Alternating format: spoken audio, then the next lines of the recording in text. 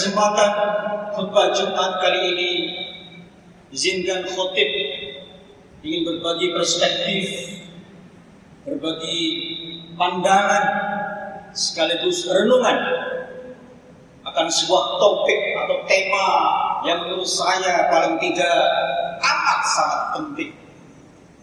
Tema itu adalah Islam dan kekuasaan. Kalau ingin judul tersebut dijadikan kalimat tanya, maka judul itu akan berbunyi, bisakah cita-cita politik Islam terwujud di negeri yang mayoritas penduduknya umat Islam? Bisakah cita-cita politik Islam mewujud nyata di negeri yang penduduknya didirikan oleh mayoritas umat Islam? Tanda tanya. Tanda tanyanya bisa tanda tanya kecil atau tanda tanya besar.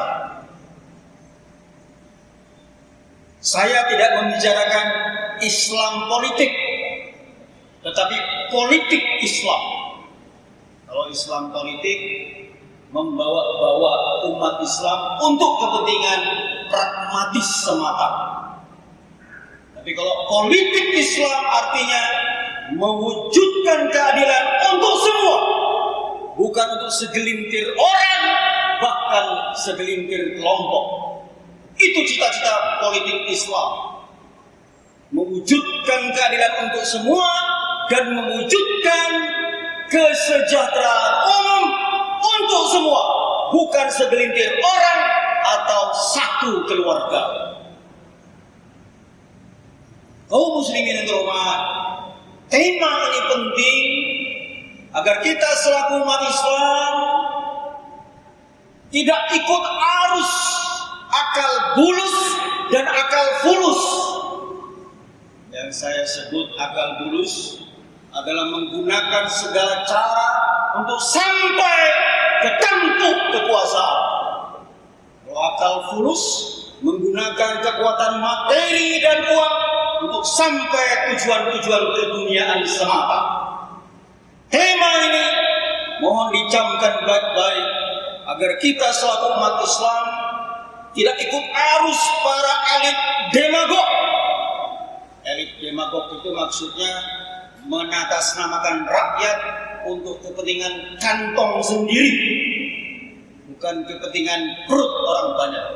Itu adalah para elit demagog menjual umat Islam untuk kepentingan elektoral semata. Satu, saya sudah sampaikan. Yang kedua, kaum muslimin yang terhormat, terkait tema Islam dan kekuasaan ini agar kita tidak terjebak arus akal bulus dan akal fulus. Kalau kita ingin merenungkan, tidak ada satu sektor kehidupan pun di dalam Islam yang tidak diatur oleh Islam, termasuk urusan kekuasaan. Dari mulai masuk toilet sampai masuk istana ada tuntunannya di dalam Islam, walaupun tidak detail, hanya prinsip-prinsipnya umum. Saya ambil contoh sederhana sekali. Tolong carikan ideologi mana, agama mana yang seindah ajaran Islam, yang sesimpatik ajaran Islam, yang semenarik ajaran Islam. Rasulullah SAW bersabda, yumitul adha ala tariqi sadaqatun. Yumitul adha ala tariqi sadaqatun. Hadis ini ada di riwayat Bukhari, ada juga di riwayat Muslim. Apa artinya? Siapa yang menyingkirkan duri dari jalan, menyingkirkan benda-benda yang menghalangi orang untuk di sebuah jalan agar tidak terganggu di jalan tersebut, maka itu masuk kategori sedekah. Saya ulangi baik-baik. Jangan lihat sepelenya duri. lihat substansi pesannya. Siapa yang menyingkirkan duri di jalan agar orang lain tidak celaka dengan duri, atau kalau bahasa sekarang pecahan beling atau apapun yang menghambat orang di jalan, itu masuk kategori sedekah. Apa pesan moralnya? Indah betul. Rasulullah SAW bahwa di dalam Islam tidak dikenal namanya amal yang kecil atau amal yang besar, semuanya setara. Kenapa setara? Karena di sisi Allah tidak ada yang kecil, semuanya akan dicatat sebagai pembawa kebajikan dan pahala. Maka itu kalau beramal jangan pilih-pilih. Ini amal kecil, gak usah dilakuin. Kita amal yang gede-gede aja. Tidak. Kenapa? Karena kita tidak tahu amal yang mana yang akan mengantarkan kita menuju surga. Untuk itu kita tidak boleh pilih-pilih amal. Menyingkirkan duri, menolong orang nyebrang, membantu orang yang kesulitan keuangan, itu sedekah. Kita tidak tahu amal yang mana yang bisa mengantarkan kita menuju surga. Itu duri, harus disingkirkan supaya orang lancar jalannya. Pertanyaannya kemudian adalah, bagaimana kalau duri itu adalah kekuasaan? Bagaimana kalau duri itu adalah kekuasaan yang korup? Bagaimana kalau duri itulah menghalangi terciptanya keadilan untuk semua? Bagaimana kalau duri itu adalah kekuasaan yang menghalangi terciptanya kesejahteraan umum untuk semua? Maka duri seperti itu tidak hanya disingkirkan, tapi harus diluruskan, diedukasi, diawasi, dan dikritik. Kritik, Pak. Kalau kita kritik kekuasaan nanti ditangkap, Pak. Polsek paling enggak. Kayak mahasiswa S2 yang lagi kuliah di Lampung mengkritik jalan raya yang jebol-jebol di Lampung, orang tuanya diancam. Kenapa? Pembicaraan kita siang ini dalam konteks amar ma'ruf nahi munkar, menyeru kepada kebajikan dan mencegah kepada kemungkaran. Titipan ayat Al-Quran, titipan ayat Al-Quran, bukan titipan penguasa. Amar ma'ruf nahi munkar, menyeru kepada kebajikan dan mencegah kepada kemungkaran.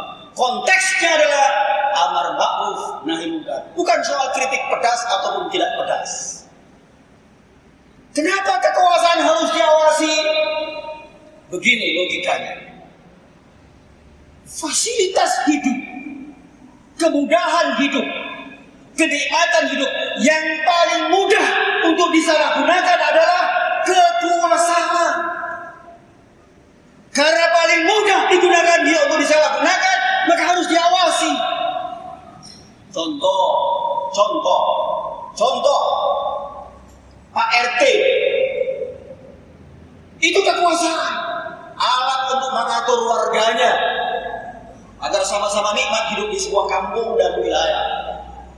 Tapi kalau dia menyalahgunakan kekuasaan, misalnya pembagian BLT, ada pendatang dari Jawa gak kebagian, padahal dia sesuai dengan kriteria untuk menerima BLT. Tapi nyatanya, faktanya beredar di berbagai tempat yang menerima BLT saudara-saudaranya Pak RT, teman-temannya Pak RT ataupun kroni-kroninya tadi. Itu abuse of power, penyalahgunaan kekuasaan. Apakah di tingkat RT? Enggak. Kelurahan, kecamatan, kabupaten, gubernur, istana presiden, berpotensi ada penyalahgunaan kekuasaan. Maka harus diawasi. Apakah hanya terjadi di wilayah pemerintahan? Enggak. Di wilayah pendidikan juga terjadi penyalahgunaan kekuasaan. Contoh, kepala TU, pengadaan barang dan jasa, harganya di mark up, penyalahgunaan kekuasaan. Rektor sebuah universitas ketangkap basah menerima uang pangkal mahasiswa dan masuk kantong sendiri. Perguruan tinggi negeri. Bahkan di dunia pendidikan terjadi penyalahgunaan kekuasaan. Maka di dalam Islam diajarkan kekuasaan harus diawasi dalam rangka penegakan amar ma'ruf nahi munkar. Kuntum khairan ummah ukhrijat lin-nas ta'muruna bil ma'ruf wa tanhauna 'anil munkar wa tu'minuna billah.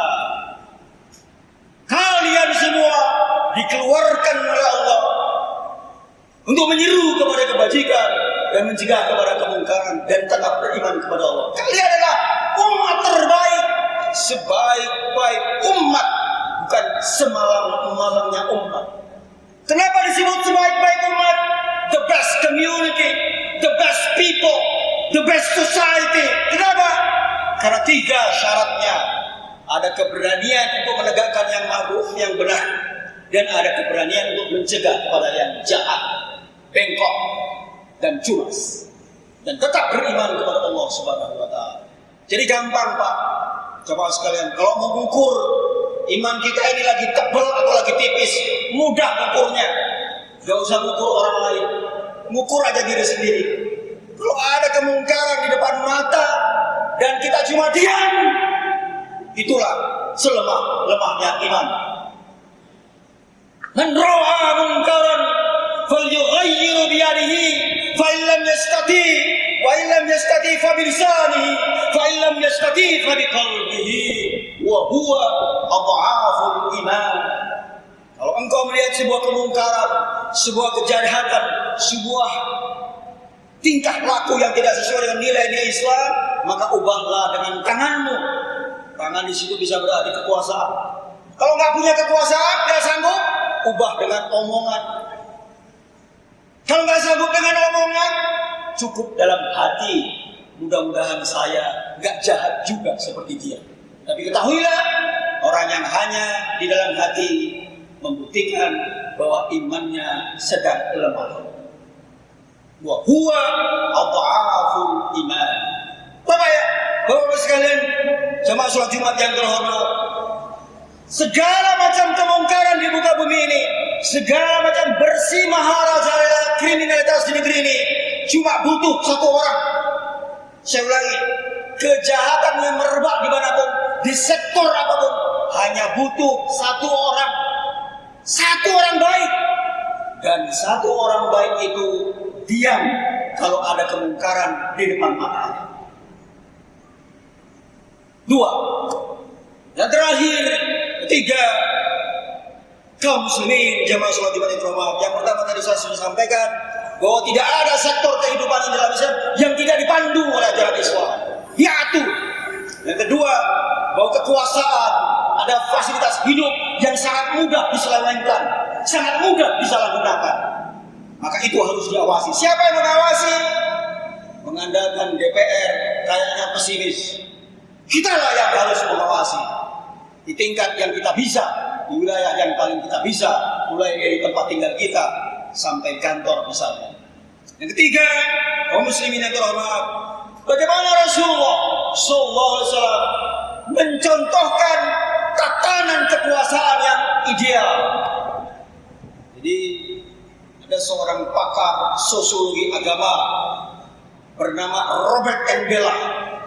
Robert N. Bella ini berasal dari Amerika, alumni Harvard University. Berarti dia bukan muslim.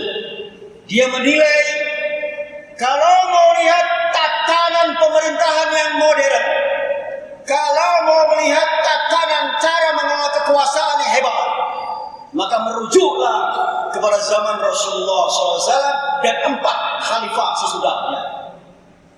Tentu objektif. Kenapa? Karena dia bukan seorang muslim. Kenapa dia menyatakan bahwa tatanan cara mengelola kekuasaan seperti zaman Rasulullah itu adalah cara yang modern? Syaratnya 2, indikatornya 2. Apa yang pertama? Cara Rasulullah menjalankan kekuasaan dianggap modern. Yang pertama karena ada partisipasi publik yang tinggi. Semua orang ikut serta untuk mencurahkan aspirasinya. Tidak hanya top down, diperintah, diinstruksi, tapi didengar aspirasinya. Saya pribadi sangat miris kalau melihat ada demo buruh, ratusan ribu turun ke jalan untuk menuntut kenaikan upah minimum provinsi Rp140.000. Miris saya selaku warga negara.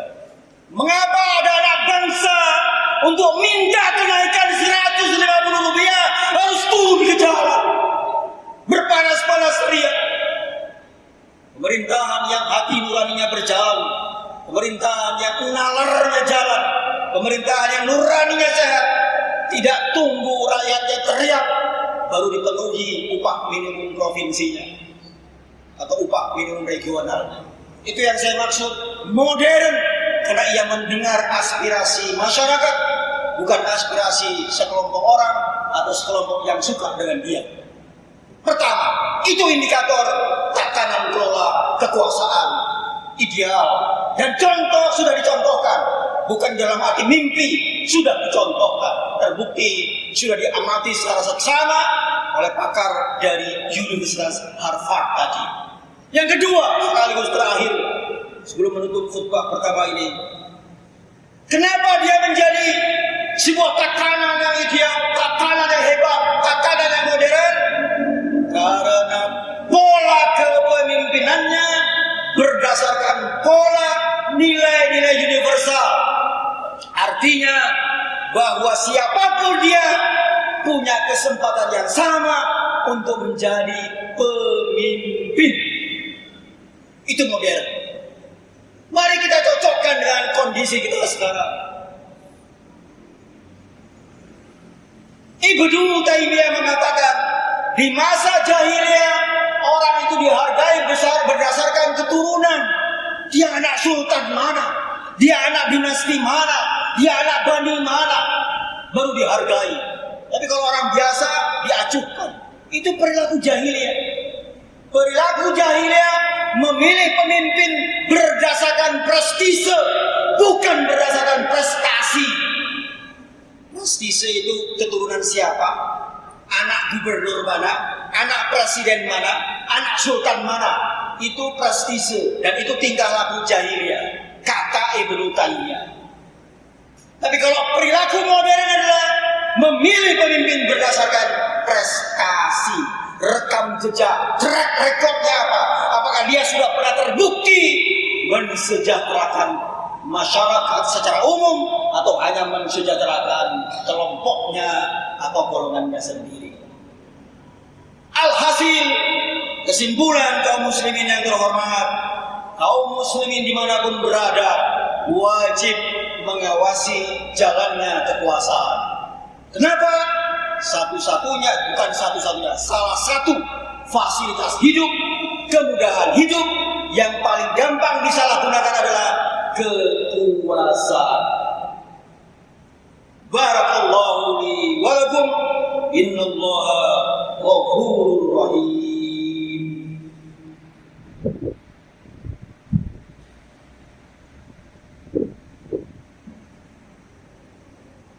Alhamdulillah. والذي أرسل رسوله بالهدى ودين الحق ليظهره على الدين كله وكفى بالله شهيدا. أشهد أن لا إله إلا الله وحده لا شريك له وأشهد أن محمدا عبده ورسوله. اللهم صل على محمد وعلى آل محمد. Kaum muslimin jamaah salat Jumat Masjid Raya Al-Husna Tanjung Priok yang saya hormati. Sebelum mengakhiri khutbah yang kedua ini, khutib ingin menyimpulkan atau menegaskan kembali tema kita terkait Islam dan kekuasaan dengan sebuah pertanyaan: bisakah cita-cita politik Islam itu terwujud di negeri yang mayoritas penduduknya kaum muslimin ini? Jawaban itu sangat ditentukan oleh cara kita mendidik generasi muda kita. Sangat ditentukan bagaimana kita melakukan human investment, investasi sumber daya manusia.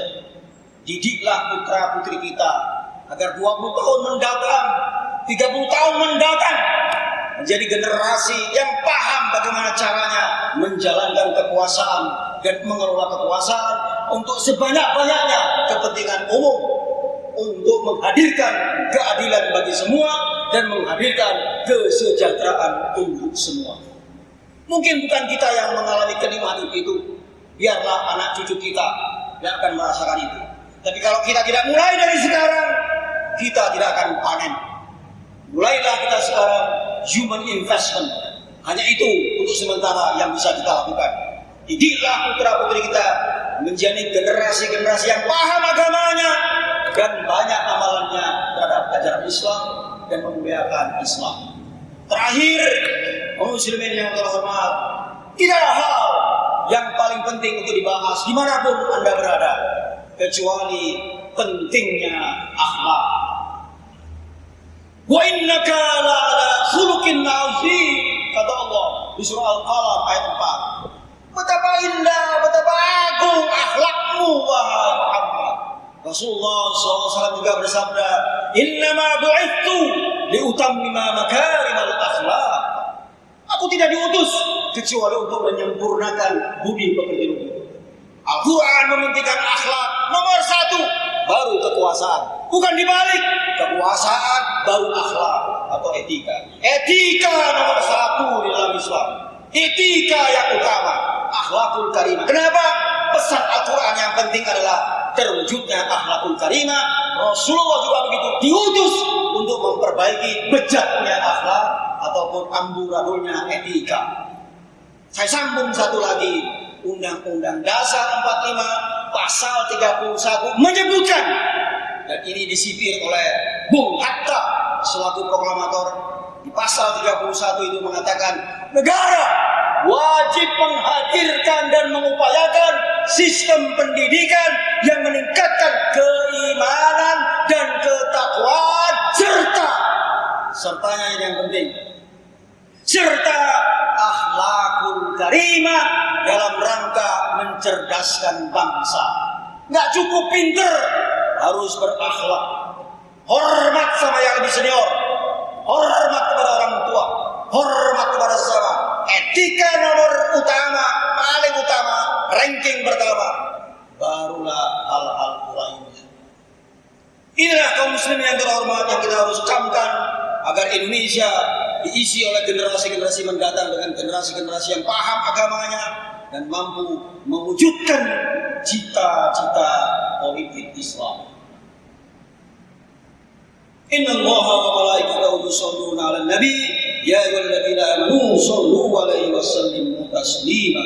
Allahumma sholli 'ala Muhammad wa 'ala ali Muhammad. Allahumma ighfir lil muslimina wal muslimat wal mu'minin wal mu'minat al ahya'i minhum wal amwat. Rabbi ighfir lana wa liwalidina warhamhum kama rabbawna shighara. Rabbana zalamna anfusana wa illam taghfir lana wa tarhamna lanakunanna minal khasirin. Rabbana atina fid dunya hasanah wa fil akhirati hasanah wa qina adzabannar. Walhamdulillahi rabbil alamin. Ibadallah, innallaha ya'muru bil 'adli wal ihsan wa ita'i dzil qurba wa yanha 'anil fahsya'i wal munkar wal baghi. Ya'idzukum la'allakum tadhakkarun.